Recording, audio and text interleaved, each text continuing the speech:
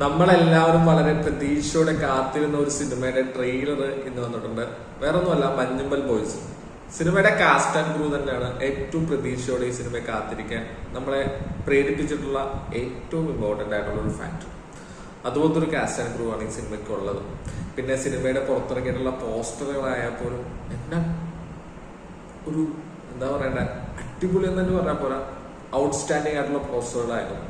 പിന്നെ നമ്മൾ വായിച്ചറിഞ്ഞ കഥകളൊക്കെയാണ്. ഇപ്പൊ മഞ്ഞുമലി നമ്മുടെ അടുത്ത് കൊച്ചിയിലാണല്ലോ, അപ്പം നമുക്കറിയാവുന്ന കുറച്ച് കഥകളാണ്. ഇവര് നേരിട്ട് വായിച്ചില്ലെങ്കിൽ കൂടി നമ്മൾ വായിച്ചറിഞ്ഞ കഥകളൊക്കെ ഉണ്ടല്ലോ.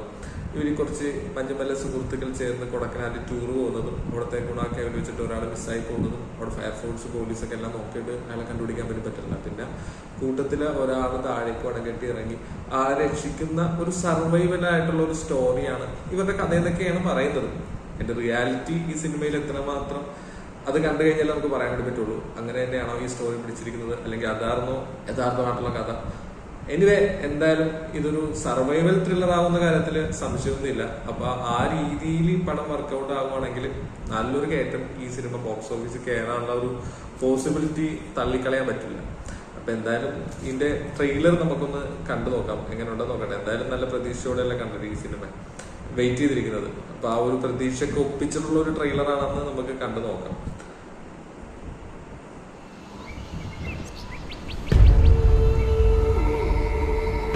அந்த இடத்தோட உண்மையான பேர் என்ன தெரியுமா?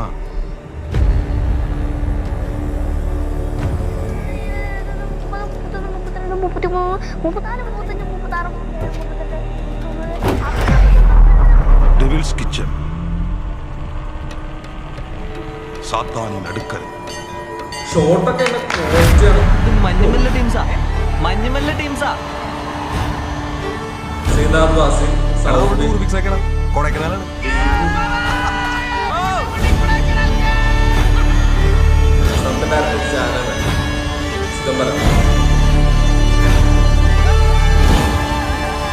കിടിലൻ ഷോട്ടാണ്.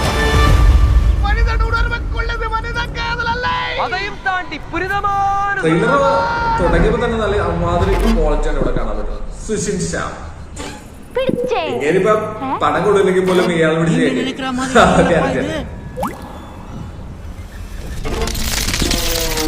ஆமா, எந்த குழி? குணாக்கேவில.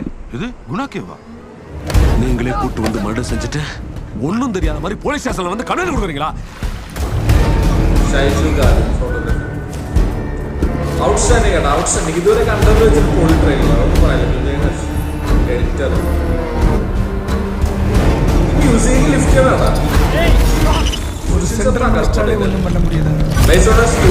நம்ம പറഞ്ഞ കഥയൊക്കെ തന്നെ കേൾക്കുന്നത്. உங்களால என்ன தம்பி பண்ண முடியும்?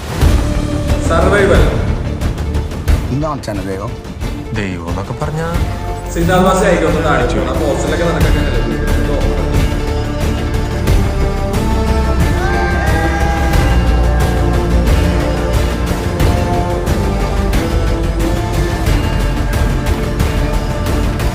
അവനിവിടെ കളഞ്ഞിട്ട് വരാനാണ് നിങ്ങൾ പറയുന്നത്.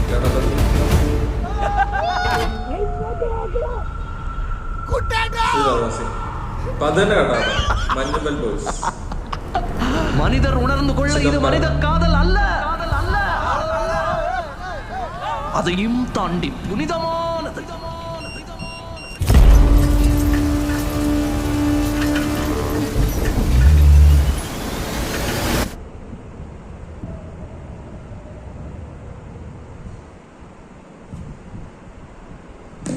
ഒന്നും പറയാനില്ല, കിടില സാധനോട്ടാ, കിടില ട്രെയിലർ. ഈ അടുത്ത് കണ്ടതിൽ ഒരു 1.5 ട്രെയിലർ ഉണ്ടെങ്കിൽ മഞ്ഞൂർ വയസ്സിന്റെ ട്രെയിലറാണ്.